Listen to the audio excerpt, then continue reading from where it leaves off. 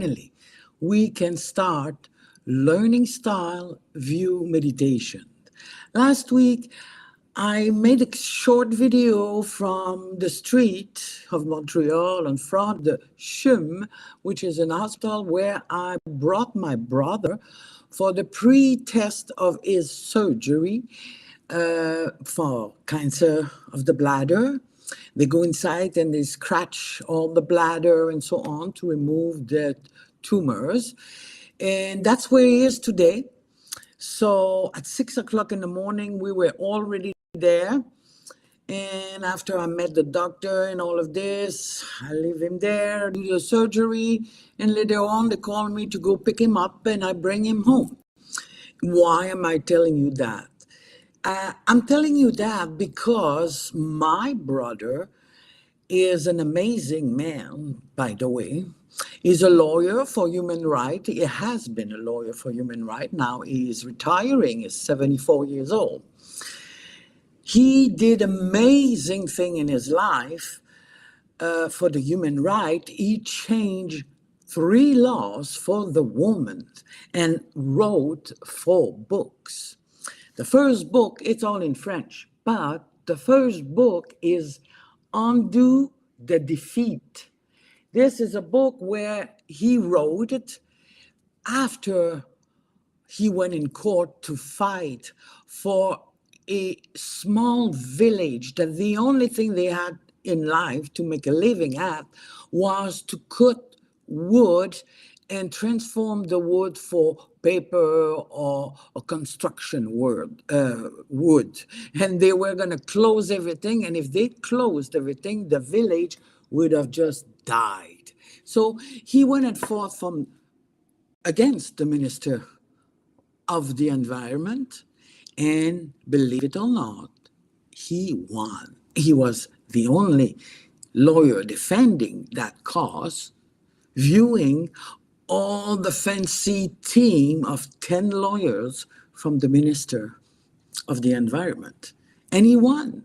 And that's an amazing event. And from that, he wrote that book. And here he is with all of his group. He's the one here. That's him, right?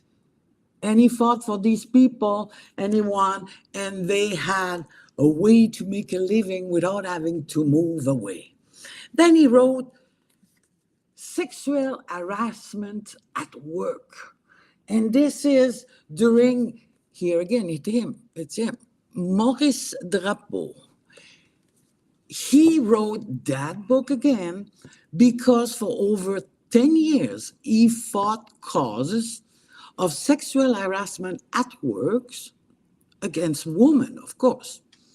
And at that time, the law did not protect women at work, and men could sexually harass the woman that would work in their industry or office or environment, and nothing would be done. It would be just normal things. So as he did all of these fighting and he wrote that book, he was able to change that law. So now, through the human rights chart we have here in Quebec, there is a law that protects women at work for sexual harassment. So anytime now, any woman that has this happening to her can turn around and say, that's it, I'm going to bring that to the human rights and we're going to fight it. That's good. Then he wrote that book here. And it is being woman pregnancy and the discrimination at work. Again, he changed the law for that, for women, because women were discriminated at work because they were pregnant, or they would be asked, do you have kids? Did you have any chance or dream of wanting to have kids? If you do, we cannot hire you. And that's it. So he thought about all of this and he said, that is nonsense. why a woman wouldn't be able to get an executive job or secretarial job, whatever job they wanted, because they thought that maybe they would have kids. A lot of industry and a lot of work, cooperative places, would only hire a woman that already had their kid because they didn't want to have to lose that woman for 9 months or whatever time she will have to be with her kid and pay for whatever payment they would have to make because of her pregnancy and because she stay at home with her kid for a certain period of time. So he changed that law also for helping women. And here again, here is he. He is Maurice Drapeau. Then his fourth book is, oh, how am I going to translate that? Contre l'exploitation des personnes âgées. Against the exploitation of old age folks and handicapped people. Again, it's him. So that is again a law that he made change.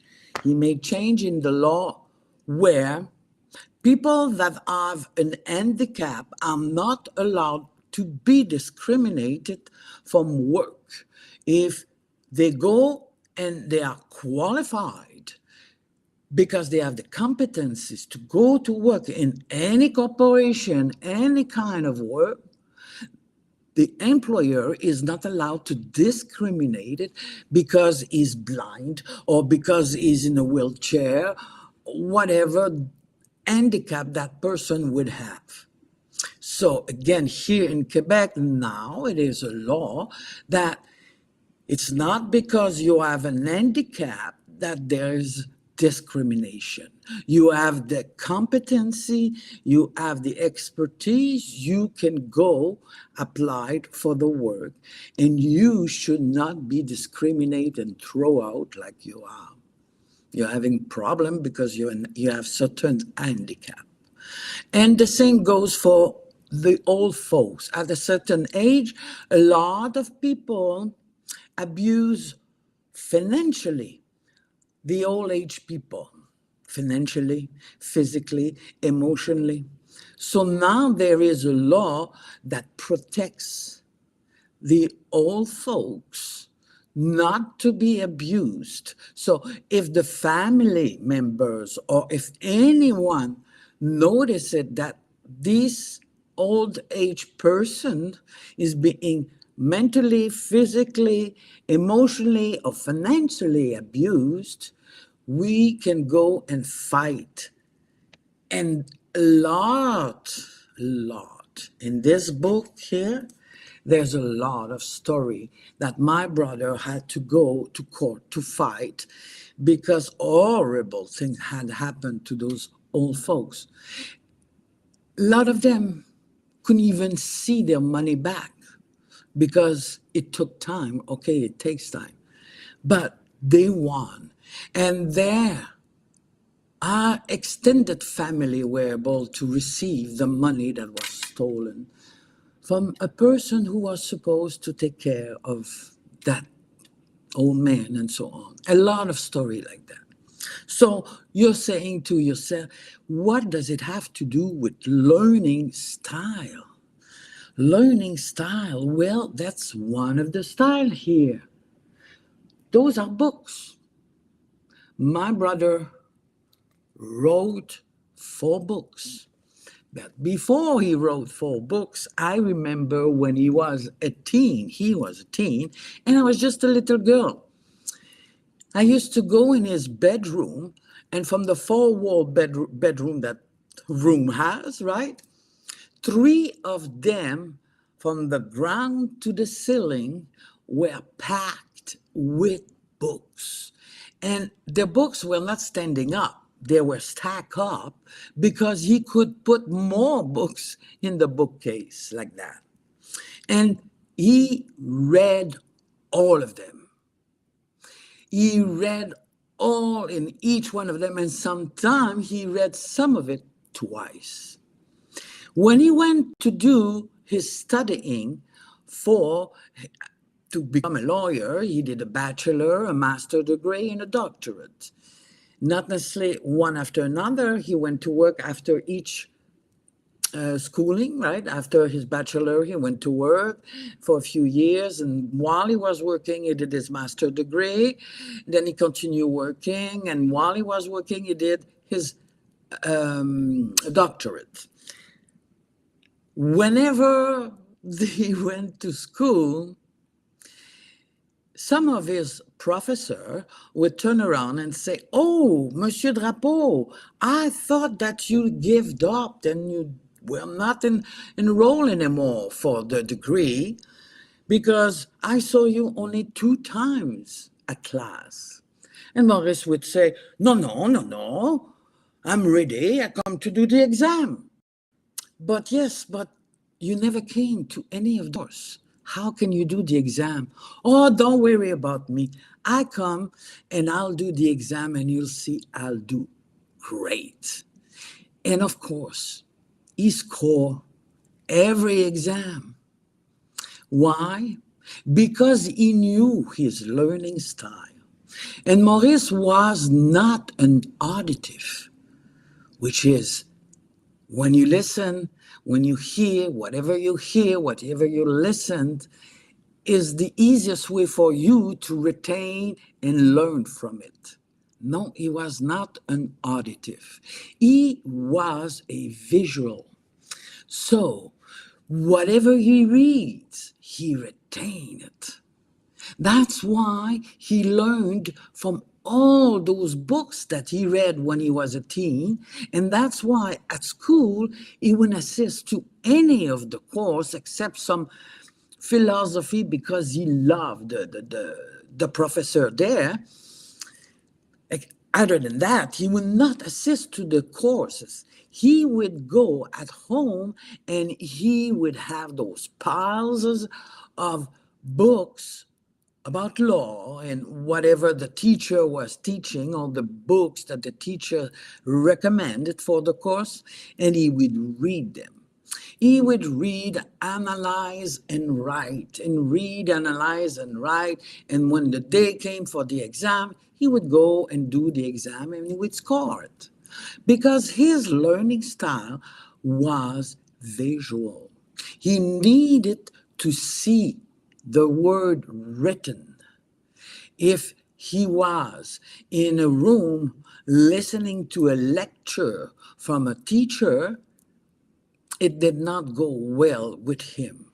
It's not his favorite way to learn and digest the knowledge, processes, and then master that knowledge.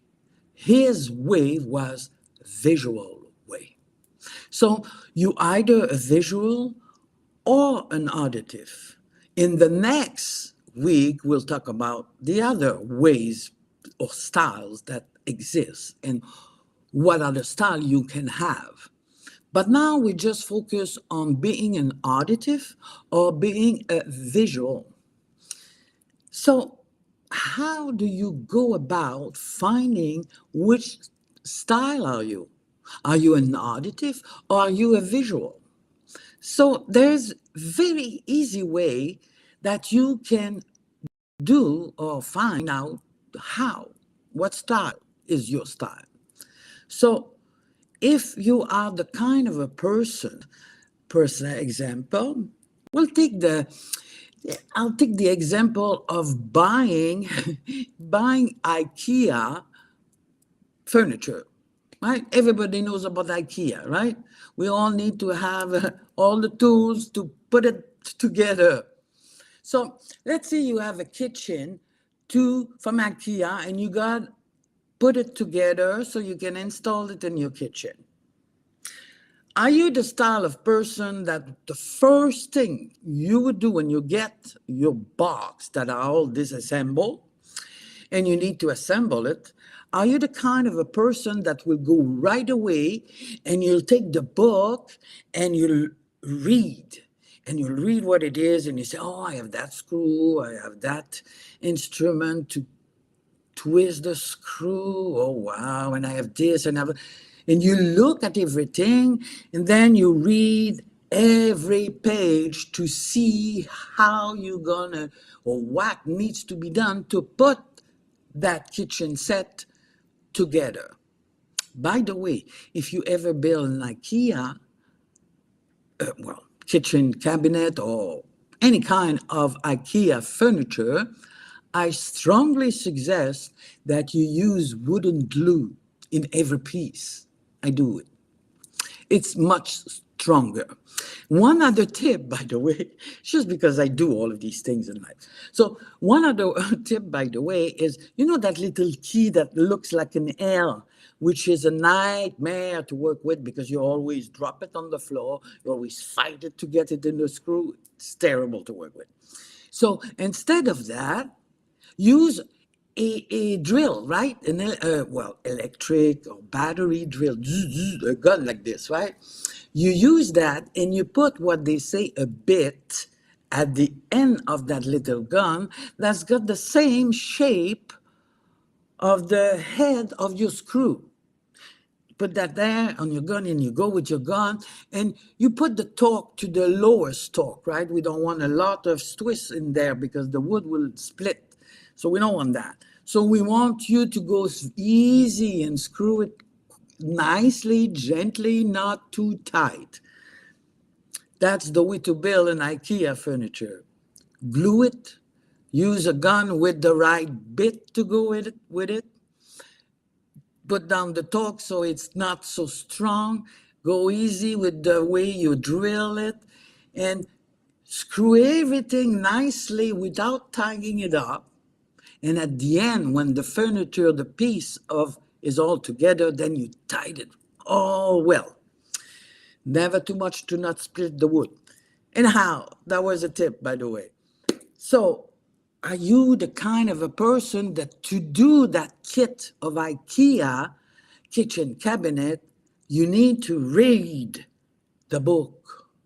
Are you the type of a person that all the advice and the tip I just gave you in an auditive way, you were able to follow and understood them? You don't need the little written part to be able to catch on what I have just explained of how to build an IKEA cabinet kit for a strong and good build. Were you able to follow what I say? So those of you who were able to understand the tips that I gave you without questioning, and right away, even if English is not my first language, you understood how I explain it and what needs to be done, then you're more than likely an auditive. If those of you who said, not too sure, could you repeat what you just said? I'm not too sure. When do we put the glue? What is that little key? And why should we use a gun, a drill, instead of that little shape L key? I'm not too sure what you said, Sylvie. Could you repeat it? Then I'd say you're more than likely a visual. You need to either see it in a design or read the instruction to truly, clearly get it and understand it. And you know what? None of it is wrong. It doesn't make you any stupider or whatever, right? You are who you are. You have a learning style. We all have a learning style. And the type or the style that is favorite for you doesn't indicate your knowledge. It doesn't indicate your intelligence or your capacity on any aspect in life. It is just the way you have that belongs to you for you to understand something easily. So if I explain something to you for all the auditive people, when you hear story, when you hear teacher, when you are in a teaching class, in a sitting room as a student, and you listen to your teacher, everything goes inside. You process the knowledge, the new knowledge, you integrate it, and you understand it, and you can manipulate the knowledge in your brain to make sense it for you. Those who are visual, they need to have aids to do the same thing of processing the knowledge and integrate it and manipulate the knowledge in their brain to truly acquire that knowledge. So the aid will be visual. The teacher will need to write on the board or give a book for them to have an easier time to process that knowledge in their brain. And it's not that you don't understand everything or you don't process nothing because you only hear it. Of course, you understand the language, so you understand and you can process whatever you hear. But it is not the easiest way for you to do it. And if we are talking about more complex and complicated knowledge that needs to be understood, then you should use whatever learning style is the most easiest for you to help you integrate it faster and better and not struggle. So those are the two learning styles we're talking today about it. The auditive style and the visual style. One other way I will tell you that you can find out which one if you're not certain. If you are the type of a person that when you talk, I know I'm visual. So I know that when I talk, I usually say, hey, come and look. Oh, look at this. Look, you will understand what I'm talking about. I'm just going to say it like that. I always use the word look. Oh, you see? Do you see what I mean? I use expression that are visual expression because I am visual. So if you are an auditive, you will use expression like, do you hear that? Can you hear what I'm saying? Do you really understand what I'm saying?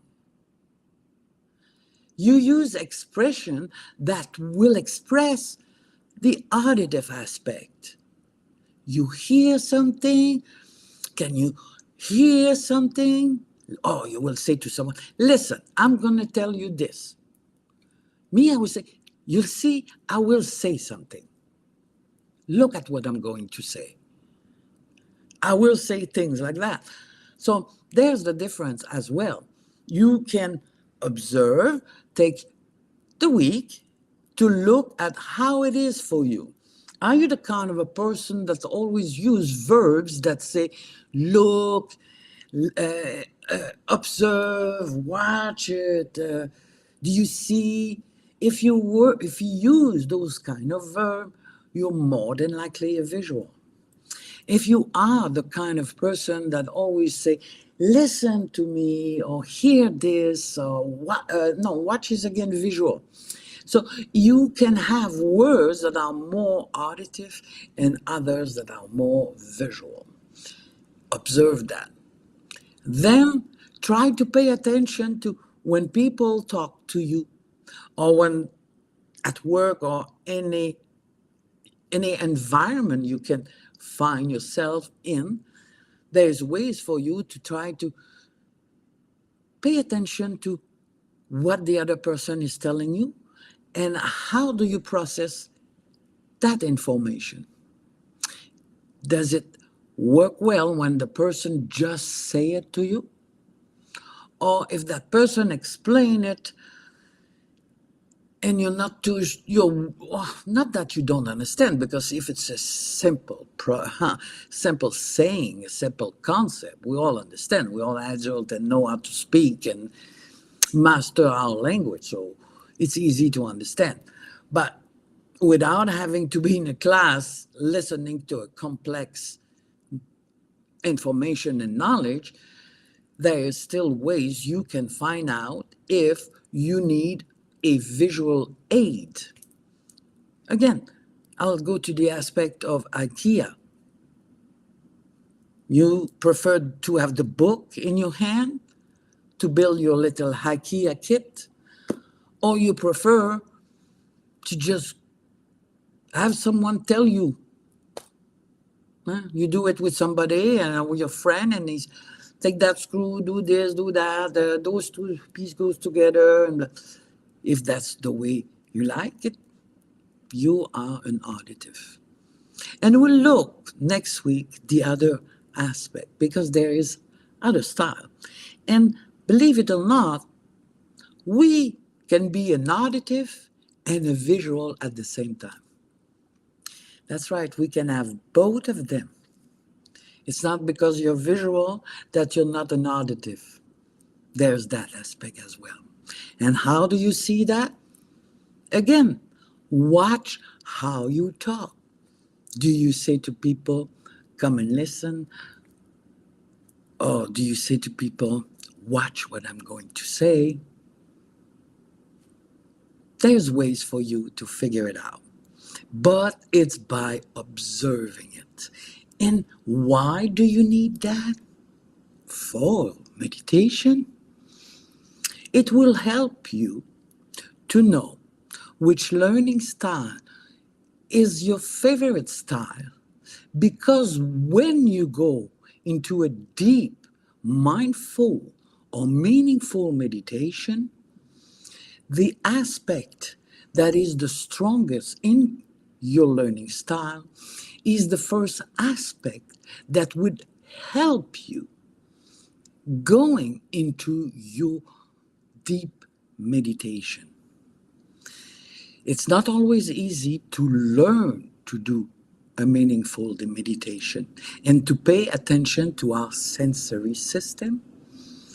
When we know which learning style we are, we have an easier time when we do our meditation.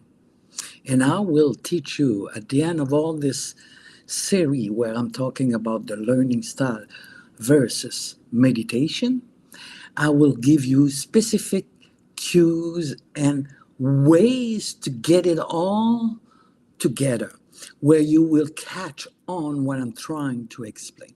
Right now, we are at the first stage, and I want you to find out this week if you are an auditive or if you are a visual learner. So that's it. And oh, by the way, all of this also is really, really, really in tune with what's coming up on February 19 to February 23. I put together a wonderful summit. And in that summit, you have over 15 speakers that will teach you and talk to you about how we use our sensory system in our working space. Why we need to know how to develop our sensory system to improve our working environment and the way we perform, and how meditation, even if it's only 5, 10 minutes, 15 minutes per day, will improve your life at work. Most of the most successful people do meditation, 15 to 20 minutes of meditation every day. It helps them focus on their work. It helps them to be productive even twice as more as when before they do it, before they were not doing it. And that's why they are successful at what they're doing, because they are target focused. So you want to come